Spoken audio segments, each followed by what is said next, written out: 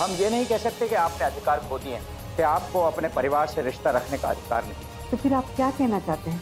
कि आप पार्टी की बात मान लीजिए, अपना फैसला बदल दीजिए। हो सकता है कि बलदेव सिंह जी के घर रहकर आपको अपना मुख्यमंत्री का पद खोना पड़े। ये आपके कहने का ये मतलब है कि सारे अधिकार शारदा जी के पास है। मुझे इस बात से भी कोई फर्क नहीं पड़ता है कि फिलहाल मुख्यमंत्री की कुर्सी पर कौन बैठता है। मेरा मकसद शारदा देवी की बर्बादी। क्या कह रही हो तुम रागिनी? महासचिव जी ने मां को फोन किया था? हाँ, और उन्होंने ये साफ साफ कह दिया है कि अगर माँ जी यहाँ पर रहेंगी तो शायद उन्हें मुख्यमंत्री का पद छोड़ना भी पड़ेगा। मैं अच्छी तरह जानता हूँ रागिनी, जो जनता के बीच माँ की छवि है ना, उसकी वजह से पार्टी को झुकना ही पड़ेगा माँ के सामने। और ये जो महासचिव जी का फोन आया है ना, ये महज एक धमकी है और कुछ भी नहीं। कुछ कह नहीं सकते राजवीर कि कल ये मामला किस करवट बैठेगा। हमने तो कभी सोचा नहीं था कि हम लोग माँ जी को यहाँ लाना चाहते थे और उनके यहाँ आने के बाद सब कुछ ऐसा हो जाएगा। उन्हें यहाँ आने की ऐसी कीमत चुकानी पड़ेगी। रागिनी, तुम इस बात को लेकर इतना दुखी क्यों हो रही हो? हमें दुख तो होगा ही राजवीर, क्योंकि हमने कभी ये नहीं सोचा था कि माँ जी को यहाँ लाने का मतलब ये होगा कि उन्हें मुख्यमंत्री का पद छोड़ना पड़ेगा। देखो, तुम बिना बात के परेशान हो रही हो। तुम तो राजनीति समझती हो। बस कुछ दिन शांत हो जाओ। ये लोग जो आज माँ को धमकी दे रहे हैं ना, यही लोग माँ को बुला के सम्मानित भी करेंगे और मुख्यमंत्री का पद भी देंगे।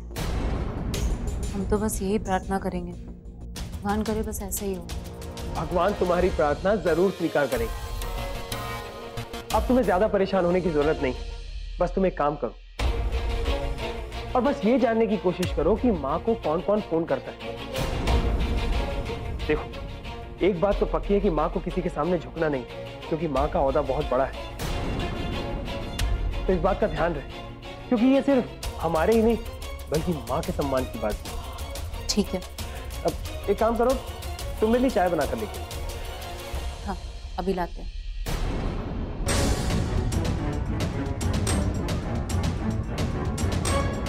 तुम्हारी सोच अलग है रानी। मेरे लिए तो ये एक खुशखबरी है। खुशखबरी।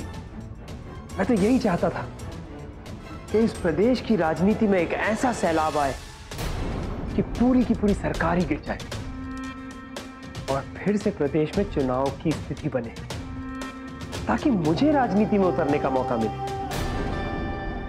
मैं तो जानता था कि मुझे ये मौका जरूर मिलेगा, लेकिन ऐसे मिलेगा ये तो मैंने कभी सोचा ही नहीं था। मेरे राजनीतिक भविष्य के लिए तो यही अच्छा है कि मां के हाथ से मुख्यमंत्री का पद छीन लिया जाए।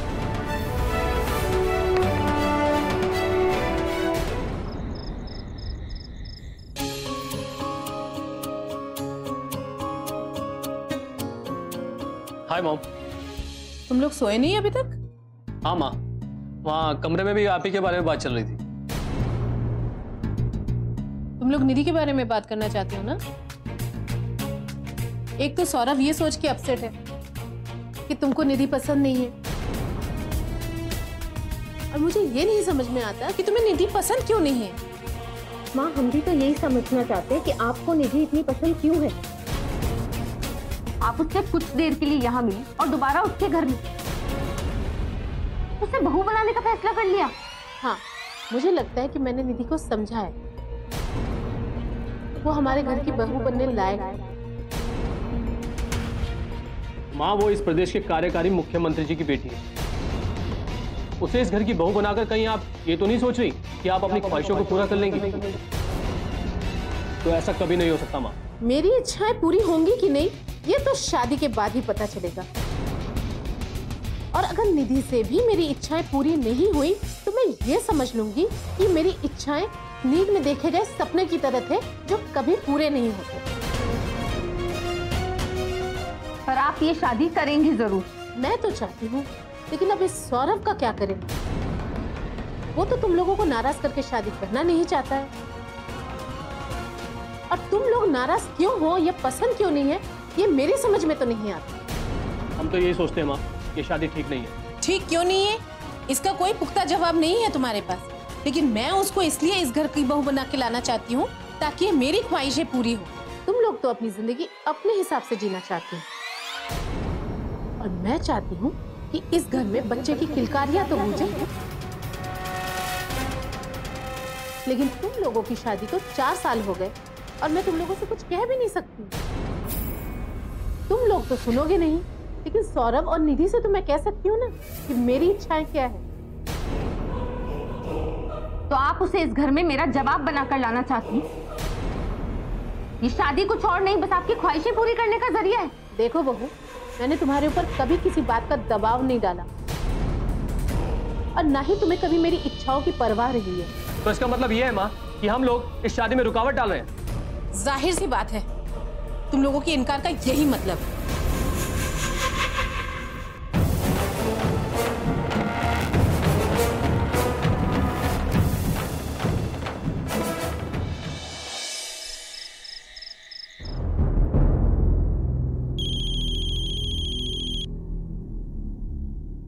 जी मुख्यमंत्री। जी देवव्रत जी, माफी चाहते हैं। दरअसल उस समय हमारी निधि रो पड़ी थी, इसलिए हमने आपसे कहा कि हम बाद में बात करते हैं। जी मैं समझ सकता हूँ। आचार्य जी ने मुझसे कहा था कि मैं आपसे बात करूं। पार्टी तो अनुशासन से ही चलती है। हम समझे नहीं। शारदा जी के बारे में पार्टी ने फैसला किया है और वो ये है कि उन्हें अब मुख्यमंत्री का पद नहीं दिया जा सकता।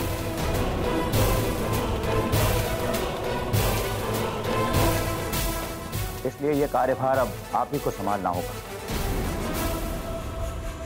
आपका विभाग किसी और को दे दिया जाएगा। ये क्या कह रहे हैं आप? वही जो पार्टी का फैसला है। इस पार्टी का सदस्य होने के नाते इस पार्टी का हर आदेश सर आंखों पर इस मामले में हमें विरोध करना ही पड़ेगा। विरोध? हाँ, हम पार्टी के फैसले के बावजूद शारदा जी से उनका अधिकार नहीं छीन सकते। हम कल भी यही मानते थे और आज भी यही मानते हैं कि मुख्यमंत्री पद पर केवल शारदा जी का अधिकार है। आपके कह देने भर से वो अधिकारी नहीं हो जाएंगे मेघना जी। उन्होंने पार्टी का अनुशासन तोड़ा है। उन्हें इतना बड़ा पद नहीं दिया जा सकता। ये राजनीति से जुड़ा फैसला है, जबकि आप बहुत अच्छी तरह जानते हैं कि हम लोगों ने सत्ता की लालच में इस पद को ग्रहण नहीं किया था और ना ही मुख्यमंत्री पद का हमें लोभ है। हम जिस तरह जिसके साथ अपनी मुहिम लेकर चले थे उसी के साथ चलेंगे। मैं तो इतना ही कह सकता हूं मेघना जी कि पार्टी के विरोध का फैसला आपके लिए अच्छा नहीं। पार्टी के फैसले की आड़ में आप हमें क्या समझाना चाहते हैं देवव्रत जी? जिस काम के लिए हमारा जमीर, हमारा स्वाभिमान हमें इजाजत नहीं देता, हम वो काम करेंगे। देखिए, आप मेरी बातों का दूसरा अर्थ निकाल रही हैं। क्षमा कीजिएगा महासचिव जी, पर हमने कभी भी किसी के अधिकार को छीनने की कोशिश नहीं की और ना ही हमें किसी का अधिकार चाहिए। मुख्यमंत्री के पद पर शारदा जी ही आसीन होगी। हम पार्टी के इस फैसले के साथ नहीं हैं। बाकी पार्टी को सोचना है वो सोच ले।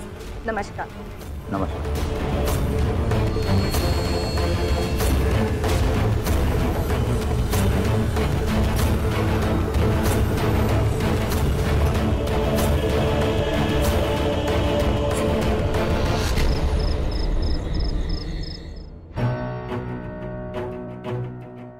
देखो अलका, तुम्हें माँ की बातों का इस तरह से गुस्सा नहीं करना चाहिए। तो क्या उनकी ख्वाहिशों को सिर पे लेकर चलना चाहिए?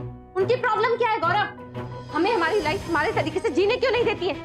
जब देखो तब अपनी ख्वाहिशों को हमारे सिर पे लादने की कोशिश में लगी रहती है। देखो अलका, माँ का कहना कोई गलत तो नहीं है ना। आज हमारी शादी को 4 साल हो चुके हैं और अब तो तुम मेरी भी नहीं सुनना चाहती। अरे आज नहीं तो कल हमें औलाद पैदा करनी है ना। लेकिन तुम्हें जिद किस बात की है? क्या तुम माँ बनना नहीं चाहती? देखो गौरव, मैं अपना फिगर नहीं खराब करना चाहता। ये तुमसे किसने कह दिया अलका कि अगर तुम माँ बनोगी तो खूबसूरत नहीं दिखोगी? हर बार तुम्हें संभालने के लिए मैं माँ के सामने यही बोलता हूँ कि अभी हम बच्चा नहीं चाहते,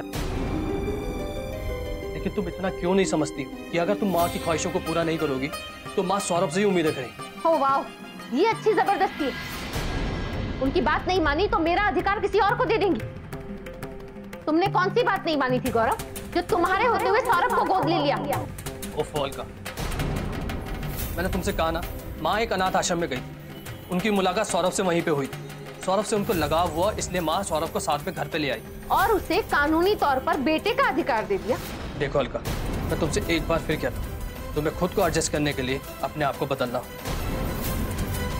क्या तुम इस घर के लिए इतना सा नहीं कर सकती?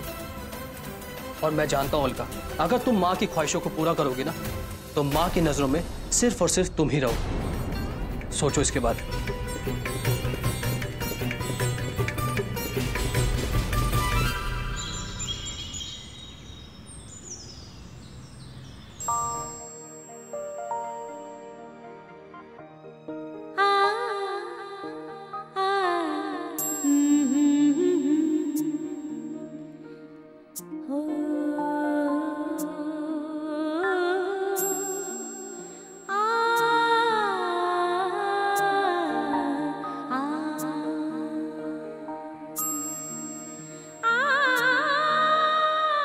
सुनी,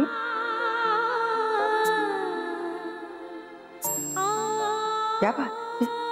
आप बड़े परेशान लग रहे हैं। शारदा, मैं बाहर सक्सेना के साथ बैठा था।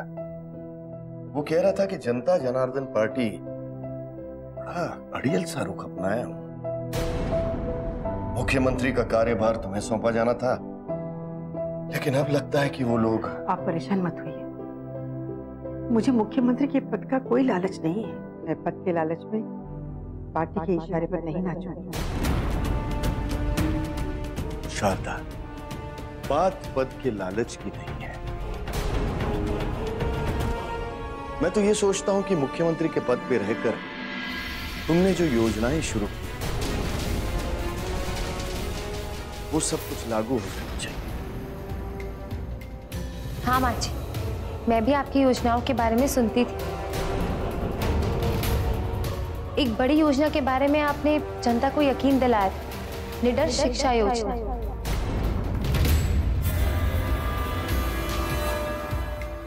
उसे लागू करने के लिए सारी तैयारियां हो चुकी और मुझे पूरा यकीन है राकेश जी और मेघना जी उसे लागू करेंगे। शारदा, किसी पे उम्मीद करना और बात है, तुम खुद उन योजनाओं को लागू करती और बात है। शारदा, मैं नहीं चाहता हूं कि किसी मुद्दे पर तुम्हारा पार्टी से कोई टकराव। चाहती तो मैं भी नहीं हूँ, विरोधी क्या चाहते हैं इससे मुझे कोई मतलब नहीं है, लेकिन सवाल तो पार्टी ने उठाया है ना। तो आप क्या सोच रही हैं माँ जी? आप इस पद से इस्तीफा दे देंगी?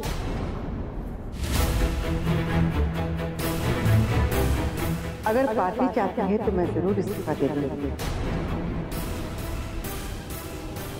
मैं भी इसी इंतजार में हूँ कि पार्टी कब सम्मान मांगेगी।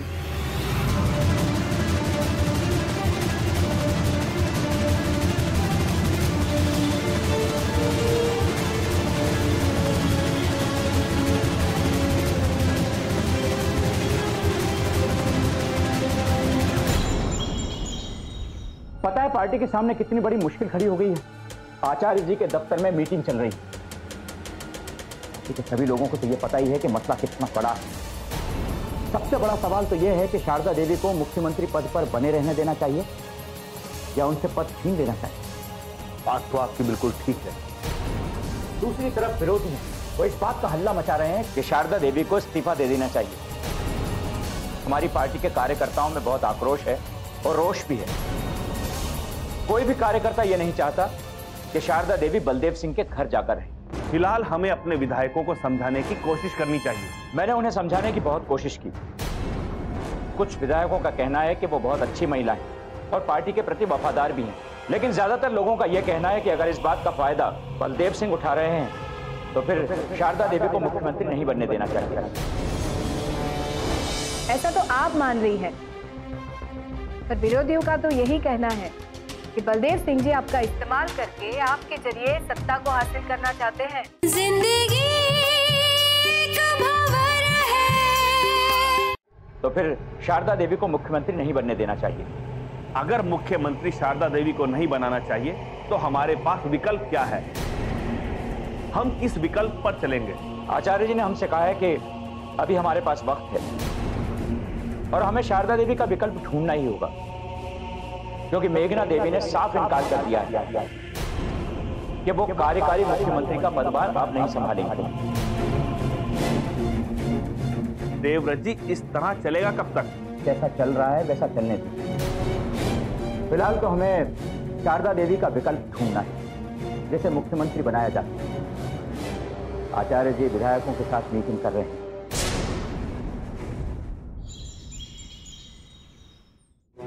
नमस्ते दीदी, कैसी हैं आप?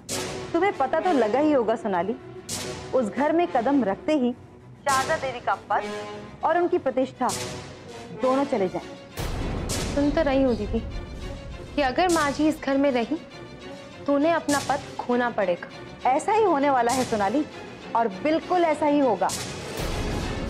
आखिर बलदेव सिंह जी तो यही चाहते हैं कि इधर शारदा देवी अपना पद छोड़े और उधर चुनाव का बिगुल बज जाए।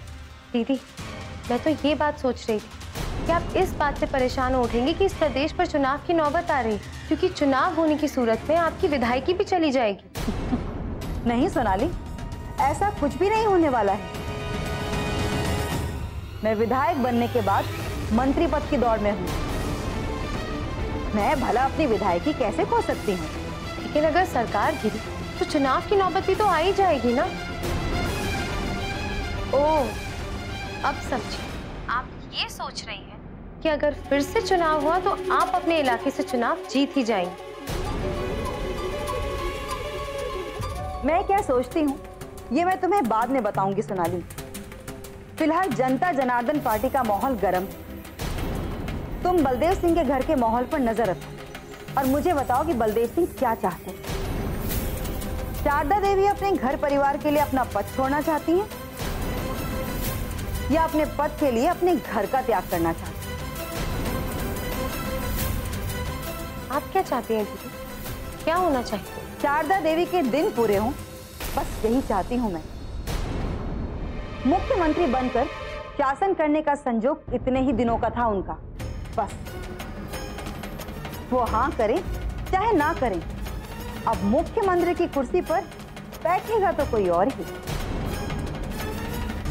फिलहाल तुम शारदा जी की गतिविधियों पर नजर रखो और मुझे बताती रहना। चलो अब मैं फोन रखती हूँ। बाय। बाय।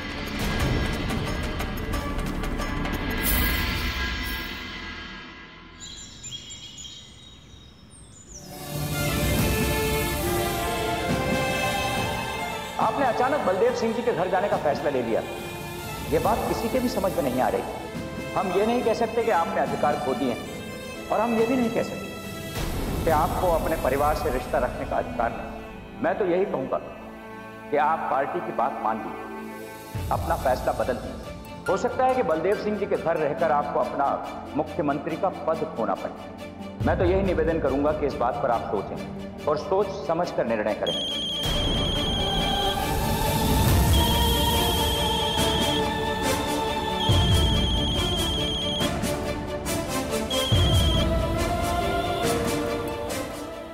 नमस्कार मेघना जी। नमस्कार मुख्यमंत्री जी। नमस्कार मेघना जी, आपने मुझे फिर से मुख्यमंत्री कहा। फिलहाल कार्यकारी ही सही, मुख्यमंत्री का पद तो आपके पास है और आप ही को मुख्यमंत्री कहा जाना चाहिए। सच तो ये है कि हम मुख्यमंत्री कहलाना ही नहीं चाहते। मुख्यमंत्री पद तो आपको दिया गया था और हमारी इच्छा यही है कि आप ही को मुख्यमंत्री कहा जाए। बताइए फोन क्यों किया? पार्टी में आवाज उठ रही है कि शारदा देवी को मुख्यमंत्री पद नहीं देना चाहिए, क्योंकि वो विरोधी पार्टी के मुखिया के घर रह रही है। किसी के कहने से सच्चाई तो नहीं बदल जाती ना। बलदेव सिंह जी मेरे पति हैं और ये मेरा अपना परिवार है और मैं अपने परिवार के साथ रह रही हूँ। ऐसा तो आप मान रही है, पर विरोधियों का तो यही कहना है कि कि बलदेव सिंह जी आपका इस्तेमाल करके आपके जरिए सत्ता को हासिल करना चाहते हैं। छोड़िए ना इन बातों को, लोग क्या कहते हैं इससे कोई मतलब नहीं। हम आपको एक और बात बताना चाहते थे। कहिए। हमें मुख्यमंत्री पद का प्रस्ताव दिया गया है, पर हमने पार्टी से कह दिया है कि हम मुख्यमंत्री पद नहीं ले सकते। हम कार्यकारी मुख्यमंत्री हैं। मुख्यमंत्री पद तो शारदा जी का ही होना चाहिए, और शारदा देवी जी के आते ही हम उन्हें उनका पदभार वापस सौंप देंगे। बस यही कहने के लिए फोन किए थे। नहीं मेघना, ऐसा मत कीजिए। मैं ना सही, लेकिन आप तो मुख्यमंत्री के पद पर रहेंगे। हम सब का मकसद एक ही है, प्रदेश का विकास और प्रदेश की उन्नति। हम सबका मकसद एक है, पर मंजिल तक पहुंचने के लिए हम सबका साथ चलना भी तो जरूरी है। कि माँ जी के इस्तीफा देने के बाद इस घर में बैठने से हमें क्या फायदा होगा। लेकिन पापा जी, अगर ऐसा हुआ ना तो अच्छा नहीं होगा। जिंदगी एक भंवर है। अगर हम बिछड़ गए तो कोई भी एक इस मकसद को पूरा नहीं कर सकता। इसलिए हम पार्टी के सामने नहीं झुकेंगे। हम मुख्यमंत्री का पद स्वीकार नहीं करेंगे। चलिए ठीक है, यही बताने के लिए फोन किए थे। बाकी एक तरफ पार्टी अपना फैसला कर रही है और दूसरी तरफ आपको फैसला करना है। नमस्कार।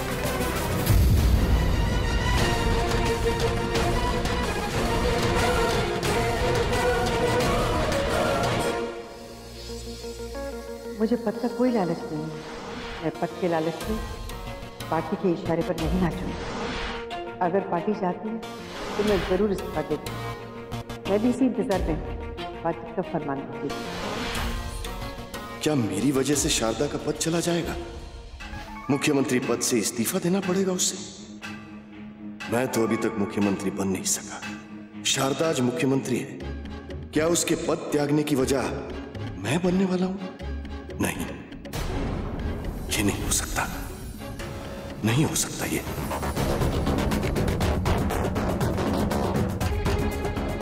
पापा जी, चाय।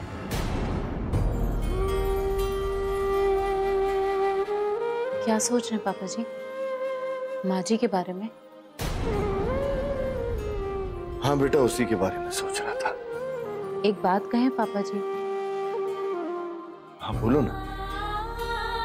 हमारी वजह से अगर माँ जी को ये पद छोड़ना पड़ा, हमें तो बस दुख होगा, लेकिन नुकसान इस प्रदेश का होगा, प्रदेश की जनता का होगा। ठीक कहती हो तुम बेटा। हमें नहीं मालूम कि माँ जी के इस्तीफा देने के बाद इस घर में बैठने से हमें क्या फायदा होगा। लेकिन पापा जी, अगर ऐसा हुआ ना तो अच्छा नहीं होगा।